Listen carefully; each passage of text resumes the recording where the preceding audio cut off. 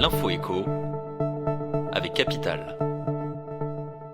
Le chiffre du jour, 70%.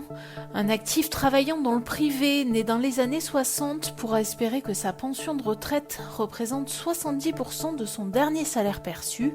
C'est ce que l'on appelle le taux de remplacement. Ce chiffre ressort du rapport annuel du Conseil d'orientation des retraites publié début juin. Les experts de ce conseil estiment que ce taux de remplacement pourrait baisser pour les générations suivantes.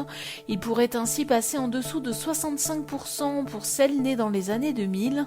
Attention, cela ne veut pas dire que leur niveau de pension sera plus faible, mais plutôt qu'à la retraite, leur pouvoir d'achat baissera plus que celui de leurs aînés.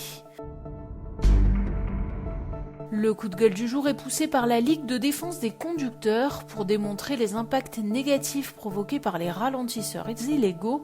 L'association a mené sa propre expérience en faisant construire 2 ralentisseurs sur un parcours d'essai, un à la taille réglementaire, 10 cm de haut, l'autre non conforme, 24 cm. Leurs mesures ont montré que le passage d'un dos d'âne trop haut peut être source d'inconfort, mais qu'il occasionne aussi une surconsommation de carburant non négligeable et des nuisances sonores doublées.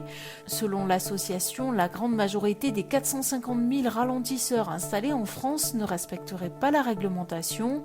Avec cette étude, elle espère faire réagir les politiques sur ce problème qui touche tous les automobilistes. L'info pratique Capital, ça y est, la réforme du diagnostic de performance énergétique est entrée en vigueur. Cet outil permet d'évaluer la performance énergétique des logements en leur attribuant une note de A pour les économes, à G pour les énergivores. Cette refonte, annoncée de longue date, va concerner tous les propriétaires immobiliers, qu'ils soient vendeurs ou bailleurs, ainsi que les acheteurs. Combien le nouveau DPE va-t-il coûter? Est-il toujours obligatoire en cas de vente ou de location? Et surtout, va-t-il impacter la valeur de votre bien?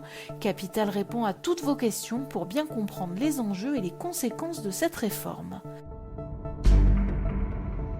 Et on termine avec la vaccination obligatoire des soignants qui se précise. Le gouvernement préparerait un texte de loi en ce sens qui devrait être présenté et soumis au vote des parlementaires dès cet été. Le document de travail prévoirait également la possibilité d'étendre cette obligation à d'autres catégories professionnelles particulièrement exposées. Mercredi, Jean Castex avait annoncé le lancement d'une consultation des associations d'élus locaux et des présidents de groupes parlementaires sur la question de la vaccination des soignants.